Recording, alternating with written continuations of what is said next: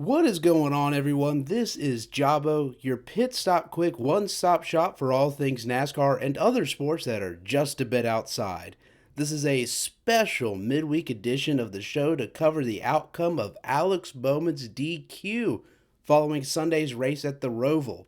I'm your host, Brendan Bryan, and let's get started. Not wasting any time here today, let's just dive right into it. The conclusion of the DQ. And less than 24 hours after the underweight 48 was disqualified following Sunday's Roval race, which eliminated him from the playoffs, Hendrick Motorsports has declined to appeal the penalty. In a statement from Hendrick Motorsports said, quote, "After a thorough review by our team and the sanctioning body, we simply did not give ourselves enough margin to meet the post-race requirement. Although unintentional, the infraction was avoidable. We are extremely disappointed to lose a playoff spot under these circumstances and apologize to our fans and partners." End quote. In short, they cheated and got caught. Man, this really sucks. This absolutely sucks for Hendrick and Bowman fans. You have my sympathy, trust me. Lead NBC announcer Lee Diffie had sculpted this narrative of Bowman's underdog run through the playoffs. It was just so awesome to see and motivating for a team that was seemingly in the media's eyes very much on the ropes, with unfounded driver replacement rumors swirling only hours before the playoff opener at Atlanta. This just sucks. And it doesn't suck for anyone more than Alex Bowman himself. Through no fault of his own, let me make that clear, no fault of his own, has been stripped of a shot at a championship due to its seemingly a very simple oversight of 17 or greater pounds by his team. Maybe that explains why his car flew so high after hitting the rumble strips this weekend. I don't know. I don't know how physics work. I feel for you, Bowman fans. No one should be eliminated like this after putting up such a valiant effort this postseason. But that's part of it. You have a set of rules that everyone follows, and clearly, according to HMS, they did not follow those rules and were penalized for it. This situation has nothing to do with Alex Bowman or his driving talent. He is one of the best stock car racers in the world. It was in the midst of, honestly, kind of an unsung, unbelievable comeback following a winless, no playoff, injury-riddled season last year, just like Chase Elliott. He is totally deserving of his ride, and he proved that this season. He still has 4 opportunities to snag a win and has previously won at both Las Vegas and Martinsville, 2 of the upcoming races. This just sucks for him. But there's nothing else here the team can do now but move on to Las Vegas next week and try to win the race. For Joey Logano, you are a lucky expletive. He makes the round of 8 and continues his championship pursuit. And if you don't know about even year Joey Logano, every even year he seems to have a bump in performance and luck. Let me say that again, luck, winning his currently 2 championships in 2018 and 2022. With this gift from the literal gods, is it lining up for championship number 3? We shall see. In other news from NASCAR, former NASCAR Xfinity Series driver Hailie Deegan has announced that she will be making an interesting move in her racing career to open-wheel racing in the form of the Indy Next Series, the developmental series for IndyCar. Deegan will be driving a 5th entry for HMD Motorsports in the 38 car. For those who don't know, HMD Motorsports has been around in Indy's Next Series since 2019 and has accumulated 29 wins and 2 drivers' championships in 2022 with Linus Lundqvist and in 2023 with Christian Rasmussen, who are now both full-time IndyCar drivers. Deegan has never raced open-wheeled vehicles before, but she will continue to test over the off-season and race in select starts in other open-wheeled series. For a little background on Hailie Deegan, she raced her way up through the Dirt Series and through the ranks of NASCAR, scoring 3 wins in the K&N West Series before moving up the ranks with 1 full season in ARCA, 3 seasons in trucks, and only a half a season in the Xfinity Series before being let go after the 17th race at Nashville this season. Since her K&N days, Deegan has struggled to find success. Hopefully this move to open-wheel racing better suits her driving style and leads to more success. More driver news coming out this week with Taylor Gray has been tapped by Joe Gibbs Racing to drive their 54 entry full-time next year in the Xfinity Series. This is a big win for the younger Gray brother, who has been honestly super impressive and has done everything he really can do in the Trucks and Xfinity Series in his starts, except win. He just hasn't won yet, but he has shown so much speed and talent that, yeah, this is a really good signing for Joe Gibbs Racing. Very clogged system at the top of the board. Not a lot of opportunities for drivers to make it to the Cup Series in this system, but a great one to be a part of. And we'll see where he goes from here on next.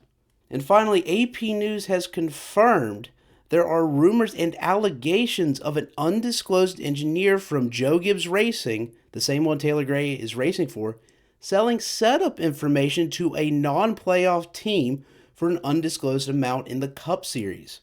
NASCAR has acknowledged that they are aware of the rumors, but cannot do anything unless a complaint is filed with NASCAR or a larger lawsuit is filed. This is crazy news. This is like some Cambridge 5 rats within the walls type stuff. We can only speculate which teams bought the setup data, but the full-time teams that missed the playoffs entirely this year in the Cup Series are JTG Daugherty Racing, Colic Racing, RCR, Spire Motorsports, Front Row Motorsports, Rick Ware Racing, and Legacy Motor Club. Let this speculation begin, and just what a crazy week of NASCAR news it's turned out to be. It's only Wednesday. Now taking a look at what's going on in the rest of the sports world.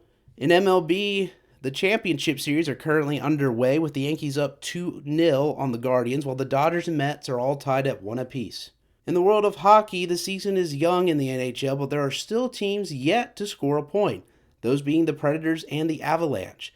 Let us laugh at their misery, and may they strive for defeated greatness. Tuesday night football, as expected, is prime time football, as it included the lineup of champions. First off, we have the 1-5 Troy Trojans taking on the 2-4 South Alabama Jaguars in a rivalry matchup known as the Battle for the Belt. Oh boy. As I said in the last video, Troy has won the previous 6 matchups in the rivalry, but that did not matter on Tuesday night. No siree, as the Trojans threw only 3 combined interceptions on the night with a staggering 172 yards of offense. And how did the South Alabama Jaguars respond to those mighty numbers? Well, with 300 yards in offense and 25 points, which was more than enough to trump the Trojan 9. For any of those who didn't watch the game, a sequence earlier in the game pretty much summed it up. Troy was pinned deep on their side of the field when they decided to run a jet sweep which lost 5 or 6 yards that put them back on the 1-yard line. So they did a tush push on second down which got them 3 yards. And then on the third down play, it's third and forever. What do you think they run with? You might think a safe run to get themselves extra space, maybe a short pass or a bomb deep, who knows? How about something you didn't think of?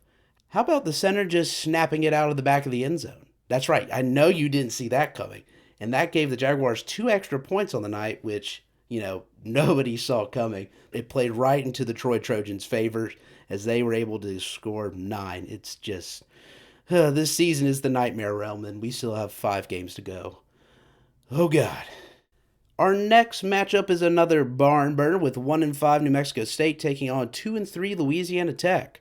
And this was actually a good, competitive, close game. Well, that's odd with this lineup. Well, New Mexico State tied it up late at 24 apiece before Louisiana Tech drove down the field for a chip shot field goal to win the game. And the kicker clunked it. There it is. That's why you're on Tuesday Night Football. And the game now proceeded into overtime. New Mexico State and Louisiana Tech traded field goals, with Louisiana Tech clunking and doinking them all in. My goodness, that was fun to watch. However, no amount of knuckleballs would save Louisiana Tech from keeping New Mexico State out of the end zone to complete the comeback and win their second game of the year. Final score, 33-30. Finally, the main event of the evening, the creme de la creme of college football, was none other than the outright dirty dumpster bowl between the stout 1-5 Middle Tennessee State Blue Raiders and the perfectly defeated Kennesaw State Owls. Well, how did you think this game was going to play out? What about starting it off with an Owls safety? Oh my. Only for the Blue Raiders to respond with 2 touchdowns of their own. But the Owls would respond in the fourth with a field goal. Making the game a strange baseball score of 14-5. But when you think it couldn't get any more interesting than that, it didn't. And that was the final score. Yep. What'd you expect? It's Tuesday night football. Yeehaw! With Kennesaw State's valiant defeat to a now 2-win team, they remain one of the only 3 college football teams to remain on the wrong side of perfect, which also includes UTEP and Kent State, the latter being on the longest active losing streak in college football at 15 games. Their last win was over a year ago against the universally recognized household name Central Connecticut Blue Devils. Godspeed, you 3. We all cheer you on towards the perfection of imperfection. Well, there you have it, everyone. The 48 was way underweight, and he will not advance to the round of 8. Hope you all enjoyed this special midweek episode of JABO. I'm your host, Brendan Bryan, and I will see you again next time.